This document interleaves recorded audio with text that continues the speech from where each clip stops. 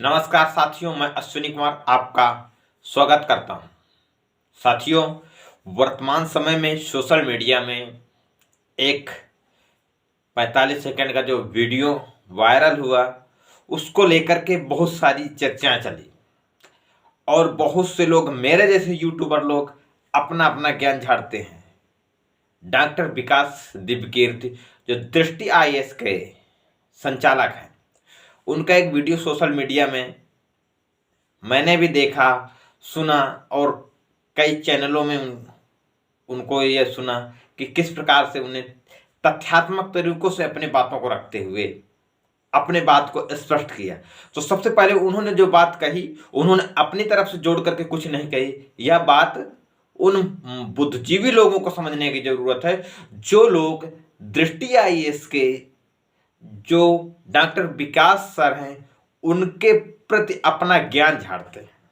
दूसरी बात यह बताना चाहूंगा कि जो डॉक्टर विकास दिव्यकीर्ति जी जो बात कह रहे हैं, यह कोई बिल्कुल नई बात नहीं है। यह सारे के सारे जो सोशल मीडिया में प्रोपोगंडा फैलाया जा रहा है, इस बात को खास करके ओबीसी, एससी, एसटी के और खास करके ओबीसी के लोगों को समझने की जरूरत है कि डॉक्टर विकास दिव्यकीर्ति जो बात कह रहे हैं, ये कोई नई बात नहीं है। राम के बारे में जो बोलो रे मर्यादा पुरुषोत्तम राम राम की जो बात करते हैं ये लोग, तथाकथित बुद्धिजीवी वर्ग के लोग, जिन लोगों ने झूठी कपोल कल्पित कहानियां लिख रखी है और अपना ज्ञान झाड़ते रहते हैं, वो क्या कोर्ट में दिव्यकीर्ति जी से लड़ सकते हैं? इन लोगों की क्या हैसियत है कि विकास सर, सबसे पहले तो मैं विकास सर के इस साहस को सलाम करता हूं कि भारत में शायद के पहले ऐसे ऐतिहासिक महापुरुष हैं विकास दिव्यकीर्ति कि जो खुद तथाकथित ऊंची जात से आने के बावजूद, एक शिक्षक होने के बावजूद, इतनी खुली बात अपने कक्षा में बताते हैं। धर्म के बारे में, राम के रामायण के बारे में, क्योंकि आज तक अभी जो बौद्धिक समाज है, ओबीसी और एससी के लोग इस विषय में चर्चा करते हैं कि ये बात सही है, ये बात गलत है, लेकिन ये भारत के इतिहास में पहली बार है कि खुद उस प्रगतिशील समाज से आते हैं और उस प्रगतिशील कवि का विरोध करते हैं। एक बहुत अच्छी बात है। इसका एक कारण भी मैं बताऊंगा, क्योंकि अभी हाल ही में ईडब्ल्यूएस का मामला सामने आया है और एक कॉलेजियम प्रणाली के द्वारा जो नियुक्त जज हैं, इन लोगों ने यह साबित कर दिया कि ईडब्ल्यूएस संवैधानिक है। तो संविधान को दो तरह से इन्होंने परिभाषित कर दिया कि समाज के कुछ लोग जो आरक्षण का लाभ है वो सामाजिक पिछड़ेपन की वजह से पाएंगे और तथाकथित लोग हैं ईडब्ल्यूएस आर्थिक आधार पर पाएंगे। यह एक बहुत ही समझने का मुद्दा है। लेकिन आज जो सिर्फ और सिर्फ जो मुख्य बात है, विकास दिव्यकीर्ति जी जो राम को लेकर के अपने इतने तथ्य सोशल मीडिया में जो उन्होंने बहुत ढेर सारी किताबें इकट्ठा करके दिखाया, मैं उनके सामने कुछ नहीं हूं और मैं सिर्फ छोटी से जानकारी को लेकर के मैं उनके समर्थन में यह बात करता हूं कि मैं उनके सामने कुछ नहीं हूं। और दिव्यकीर्ति जी जो अपनी बातों को रखा है, यह काम वो कोई नया नहीं है। मैं यह भी बताना चाहूंगा, इसके पहले पेरियार, ईवी रामास्वामी पेरियार ने द ट्रू रामायण लिखा, उसका हिंदी अनुवाद पेरियार ललई सिंह यादव जी ने जब उत्तर भारत में लिखा, उसमें से ये सारी की सारी संभुक कथाएं, जिस कथाओं को लेकर के सोशल मीडिया में ट्रोलबाजी की जा रही है दिव्यकीर्ति जी को लेकर के, तो संभुक कथा, बहुत से बोलते हैं कि ये उत्तराखंड में घटना है और उत्तराखंड उसमें वाल्मीकि रामायण में नहीं है। अरे मेरे प्रिय साथियों, सच्ची रामायण नाम की किताब उत्तर भारत में चैलेंज हुई है हाई कोर्ट में और बनवारी लाल यादव एडवोकेट रहे इलाहाबाद हाई कोर्ट में। वो जीते हैं मुकदमा और यह साबित किया कोर्ट में कि राम नाम का जो व्यक्ति है यह काल्पनिक है। और उस समय की जो सरकार थी उसके ऊपर जुर्माना भी लगाया गया कि वो जो सच्ची रामायण किताब है वो किसी की भावनाओं को आहत नहीं करती है। और वैज्ञानिक दृष्टिकोण से यह बात कही कि ललई सिंह यादव सही है, उनकी किताब सही है।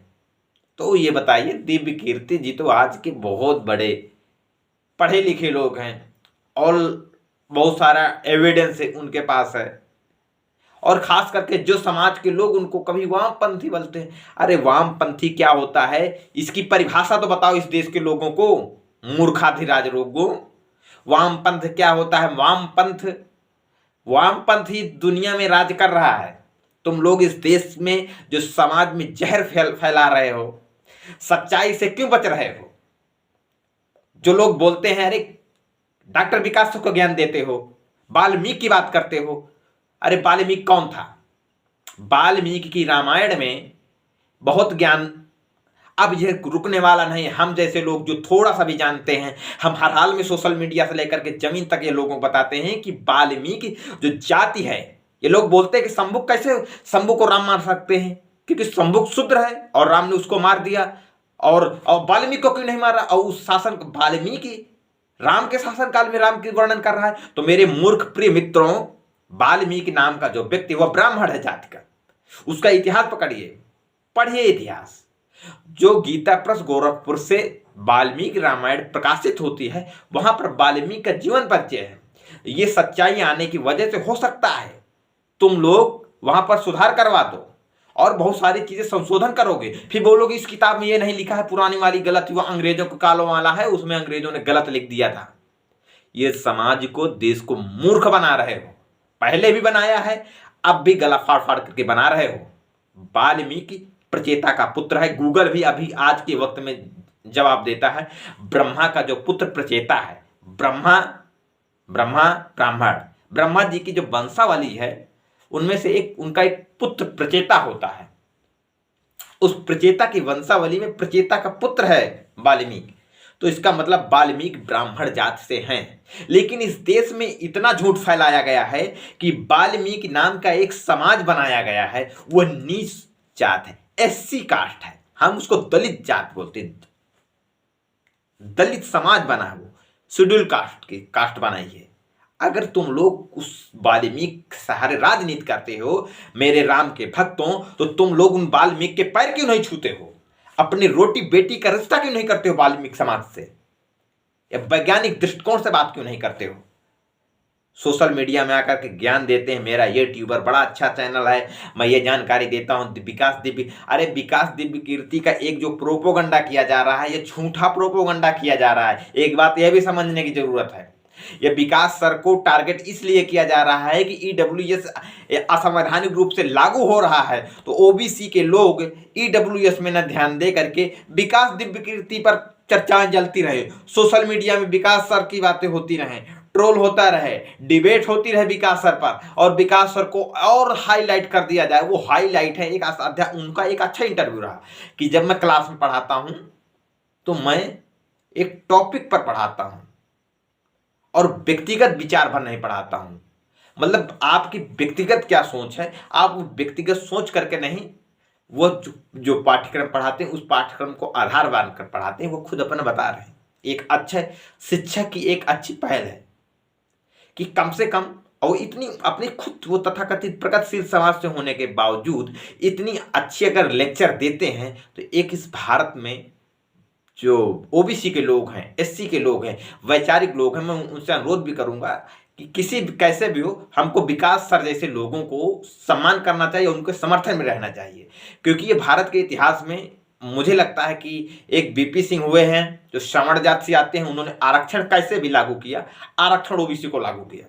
और आज जो इतना खुल करके बोलते हैं, अब बहुत ज्यादा खुलकर नहीं बोलते, मैंने बहुत सारे उनके वीडियो देखा है, तो कहीं ना कहीं इनडायरेक्टली समाज को या अपने छात्रों को ये बताना चाहते हैं ये धर्म का धंधा क्या है। वो अपने आप को बोलते हैं मैं हिंदू हूं, वो दबाव में बोल रहे हैं कि मैं हिंदू हूं कहीं ना कहीं, क्योंकि उनको मालूम है कि हिंदू नाम का जो धर्म है ये एक झूठा धर्म है। लेकिन ये तथाकथित वामपंथी के जो ज्ञान देते हैं, तो मैं ये बताना चाहता हूं, मेरा मेन मकसद है कि ललई सिंह यादव, रामस्वरूप वर्मा ये सब काम कर चुके हैं मेरे साथियों। जो प्रोपोगंडा छाती पीट पीट कर रहे हो यार विकास दिव्य कीर्ति के साथ, ये नया काम नहीं है। और मैंने भी बहुत सारे ऐसे वीडियो बनाए हैं, और चैलेंज के साथ जो हम बोल रहे हैं कि इसमें हम कुछ नहीं, हमारे बाप ने भी कुछ नहीं लिखा है, लेकिन पहले से लोगों ने लिख रखा है और वो कोर्ट तक गए हैं। गुलामगिरी की जो किताब है, पब्लिश है, अंग्रेजों के शासन काल से पब्लिश हो रही है और वो सारी चीजें सत्य हैं। अंबेडकर साहब को लेकर के अपना पक्ष जो लोग झाड़ते हैं, ये झाड़ना बंद कर दीजिए। और दूसरी बात बताना चाहूंगा मैं कि जो लोग ये भी बोलते गौतम बुद्ध राम के वंशज हैं, तो ये भी एक झूठा प्रोपोगंडा है। इसका भी मैंने एक बार बोला है, सोशल मीडिया में कई बार इस बात को मैंने रखी है कि जिन लोगों को दिमाग में ऐसा लगता है, बिल्कुल नहीं है। जो वाल्मीकि की रामायण है, श्लोक नंबर 109 सर्ग नंबर 33 का श्लोक नंबर 33 है, सर्ग नंबर 109 का, उसमें गौतम बुद्ध के खिलाफ श्लोक है। तो इससे यह साबित होता है कि गौतम बुद्ध का वर्णन राम की किताब में आया है। इसका मतलब गौतम बुद्ध का जन्म पहले हुआ था और राम का जन्म बाद में हुआ। ये सच्चाई किताब में है, छाती पीटने की जरूरत नहीं है। शंभुक वध का वर्णन है, छाती पीटने की जरूरत नहीं है। वाल्मीकि एससी जाति नहीं है, ये ब्राह्मण जाति से हैं और वाल्मीकि के नाम से एक जाति का वर्णन किया गया, यह सत्य है। यह बात आज नहीं तो कल यह देश स्वीकार करेगा। जो राम के नाम पर राजनीति कर रहे हैं, जो रोटियां सेक रहे हैं, ओबीसी एससी एसटी के जो अब भी भक्ति में लीन हैं, किताबें पढ़ो।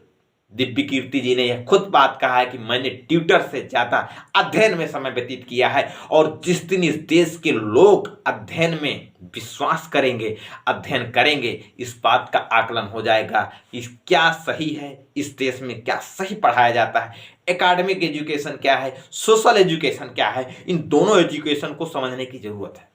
जो लोग एकेडमिक एजुकेशन लेते हैं वो सिर्फ एक बंधे खूंटे के नौकर होते हैं, उनकी शिक्षा एक खूंटे में होती है, वो बहुत ज़्यादा सोच नहीं सकते हैं। वही लोग सनातन सनातन चिल्लाते हैं। लेकिन जो सोशल एजुकेशन लेते हैं उन्हीं के अंदर एक सामाजिक न्याय की भावना पैदा होती है, जो कि दिव्य कीर्ति जी के अंदर थोड़ा सा दिखती है कि आरक्षण का सपोर्ट करते हैं।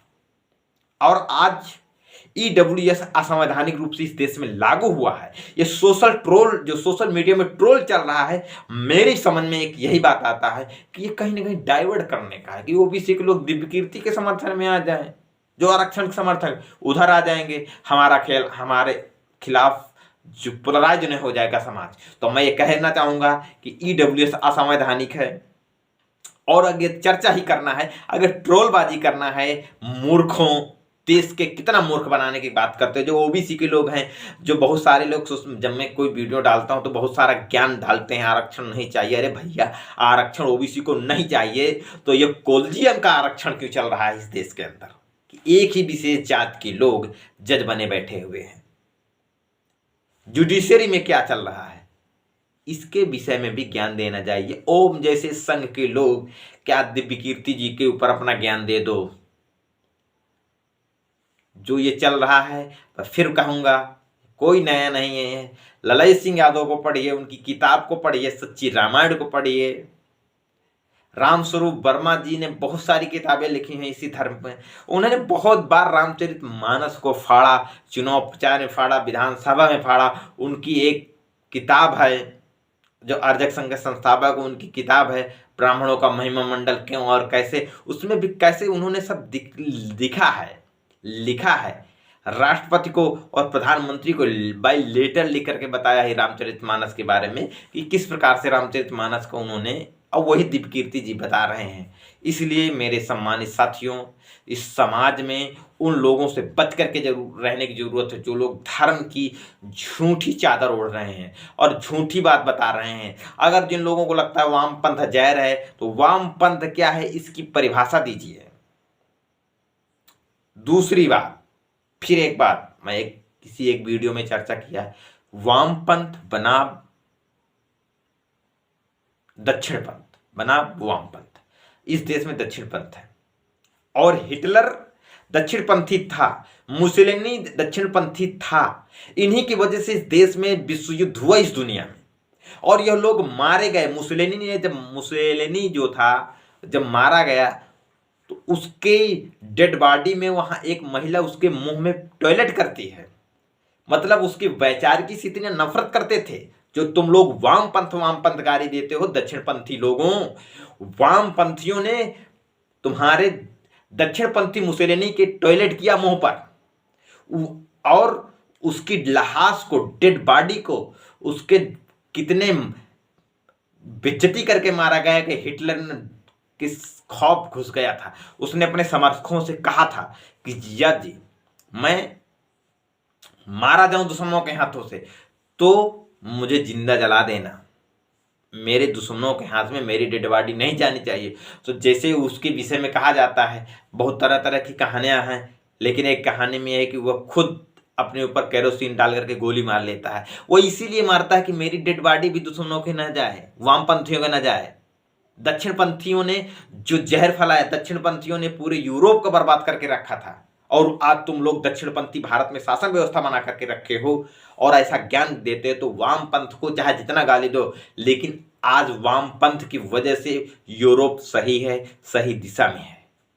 वामपंथ कोई बुरी चीज नहीं है। वामपंथ यही कहता है कि सभी को समान अवसर मिलना चाहिए, सभी लोग अपना जीवन जिए, उनको हक और अधिकार मिले, किसी का कोई शोषण मत करे। लेकिन ये दक्षिणपंथी लोग बोलते हैं वामपंथ जहर है, और क्योंकि वामपंथ बराबरी की बात करता है, इसलिए मेरे सम्मानित साथियों, इस देश में सिर्फ और सिर्फ एक विचारधारा की लड़ाई चल रही है।